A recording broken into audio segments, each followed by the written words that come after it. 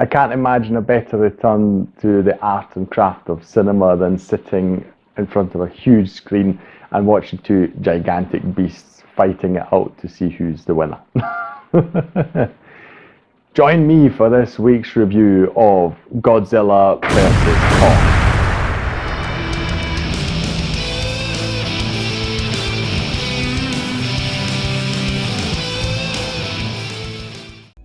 Hi, my name's Drew and welcome to another review video on Flying Wiener. I spoiled last week already that this week's review would be about Godzilla vs. Kong. I hope this does not take away from the fun or excitement about my movie selection. Yes, it was just so brilliant to finally be back at the cinemas. I am kind of surprised that even 2 days after opening, the cinema was really empty. Usually when I go to see a film at the weekend in the afternoon, IMAX English, which isn't something that you get in every cinema in Vienna, it is the exception. Usually they're quite jam-packed. Was not the case here, but still, I'm happy that we are returning to the cinema. I hope that they are able to keep going again as they used to, because as I mentioned last week, I thought I would have to watch Godzilla vs. Kong on the small screen at home. I thought that once the cinemas reopened, they would just continue, well not continue, but just start up with new films that were coming out. But luckily for me, they are actually bringing back some of the films that have already been released worldwide months and months ago. Straight off the bat, I would say if you're a person who's not seen any of the Godzilla films, you have the first Godzilla, the second one, which is called King of the Monsters as a subtitle, and the third one would be Kong Skull Island. So these all belong together, and now Godzilla vs. Kong is sort of the conclusion, I suppose you could say, of these 3 films. If you haven't seen any of them and are like, well, I just really want to see one of them, I'm no interest in watching 4 films about huge monsters battling it out. If you are that kind of person, I would say absolutely watch Godzilla vs. Kong, because I don't feel that you need to have seen the previous ones to get it, and simply for my main reason for this being that it is just the most well written, it's just the best crafted out of all 4 of them. But I'm getting a bit ahead of myself. As per usual, we will discuss the plot, just in case you're like, what? I thought it's just 2 big monsters fighting each other. Don't they just go boom, boom? No, that is actually not the only thing that happens here. But of course, that is one of the things we're at is sometimes, and that is some of the criticisms that we have heard in the past, particularly with the second Godzilla film, which I really liked. People were saying, oh, but the stuff with the humans is boring, there's just monster fights all the time. I'm like, well, duh, that's what we're there for. That's exactly what we want to see. No, but honestly, I feel that they struck a really great balance here, and the plot itself is also with humans, so it's not just with Godzilla and Kong. We've got humans who are actually delving quite deep into the lore of this and expanding the whole universe, I feel. The story behind this film is that Godzilla is becoming more and more of a really unpredictable threat. Humanity does not know how to deal with them, and one company in particular, after being attacked by Godzilla, tries to find the means of defeating them. They have the hope that they can find a power source which will allow them to build weaponry that was strong enough to take down Godzilla. And they know that this is not going to be quite an easy undertaking, because, just in case you haven't seen the previous films, the thing about Godzilla and power is as soon as he can detect that there's a large amount of power somewhere, he immediately strives to eliminate it, because he is the so-called apex predator, and they have this, I'll call it a sixth sense, and they do not live with rivals, so rivals are not allowed to survive. And so that's the big issue here, and they feel that in order to succeed, they need the help of Kong, King Kong, the big ape. Don't want to say the wrong thing, gorilla. I think if we stay with gorilla, that will be the right term, I hope.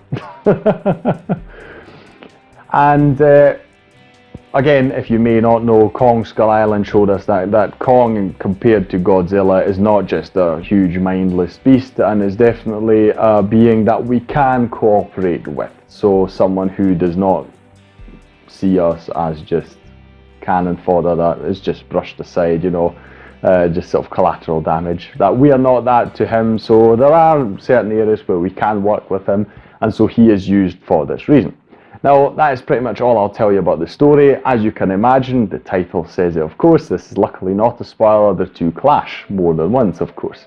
And I won't say anything about how that goes and who, if any, of the two wins in the end. I'll leave you to find out if you're interested. That's what we'll say about the plot. I will say, starting with this versus aspect of it, and very controversial for me, but I feel that they did it a lot better, for instance, than they did in Batman v Superman. Now, you may know, if you've been following my channel for a longer period of time, that Batman v Superman is one of my favourite films. If you don't believe me, click a link up here, you'll see me talk about it for quite a long time. Nearly 30 minutes. But despite that, here from the first minute it is made very clear that these two are going to go head to head. It's really inevitable. Again, Godzilla can just detect that there's other big predators out there, so as soon as Kong sort of appears, you can expect that they two are going to have a wee battle and duke it out.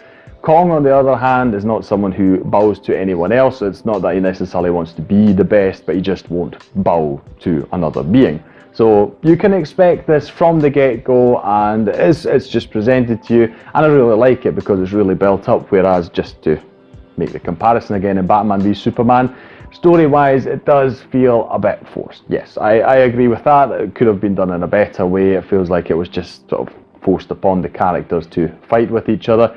Here in this film, it is really natural how it comes together, makes absolute sense, so I really like that about it. The film was not really sort of leading you on with something that didn't quite fit what you thought was going to happen.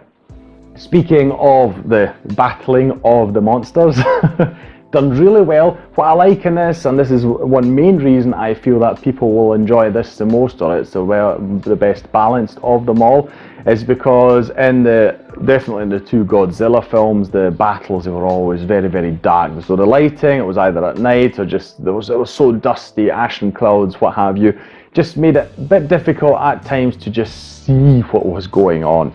And so it seems that they've really taken that criticism on board, and here they present you with enough light to really see what's going on. The fights themselves are well choreographed, so I felt they were not boring at all.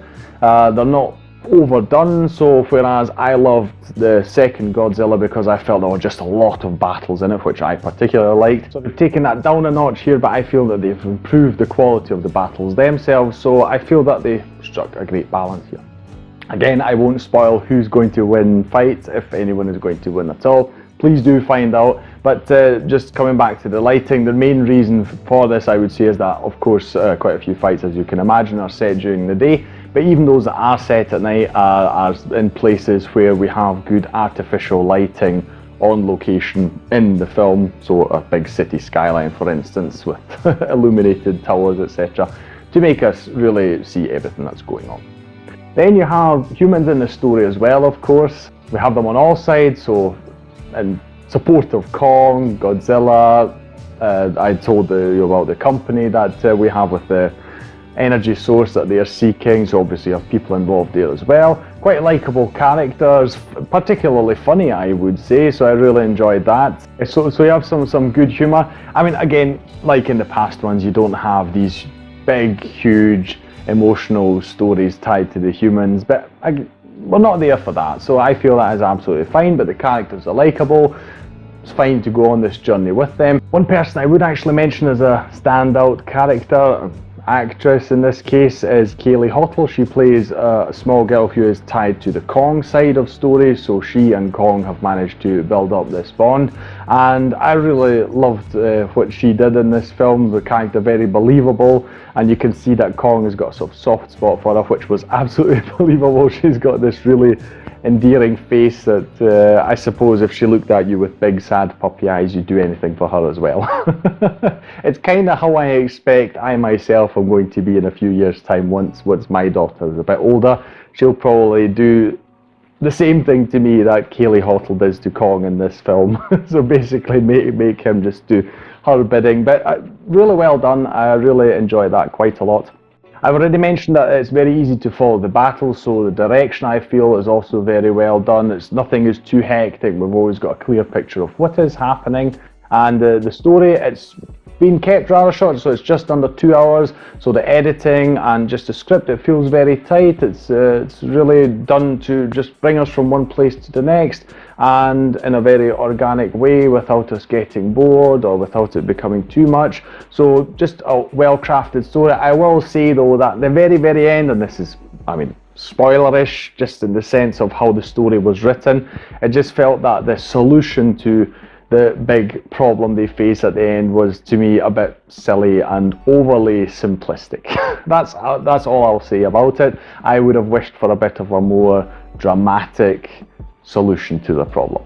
That aside, I feel that the story is very enjoyable. It has its certain moments, emotional definitely as well, so I really liked it, and that they just expanded this universe, so we got to learn a lot more about these big creatures and where they come from, and it really makes it exciting for the future. I do hope that they will make more of these, because I've enjoyed all of them so far, and if you are into these big monster battles, then I say you really have to watch Godzilla vs. Kong, just because it's so well rounded, and in that sense in particular for the choreography.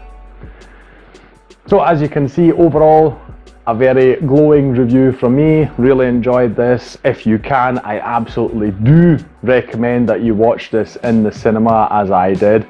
Although IMAX, if I could have a word with you, pandemic's been going on for a year and a half. I've not been to a cinema, or wasn't able to go to a cinema for a year and a half, and you've still got the same bloody advert playing. I know that you can take me from a pin drop to the thunder of a jet engine. Please, just please make a new advert, just for me, pretty please. That is all from me this week. If you enjoyed this review video, please consider leaving a like on it and sharing it around. Obviously also subscribe to the channel for future film review videos that will be coming out on Flying Wiener, and I hope to see you in the next one. Take care.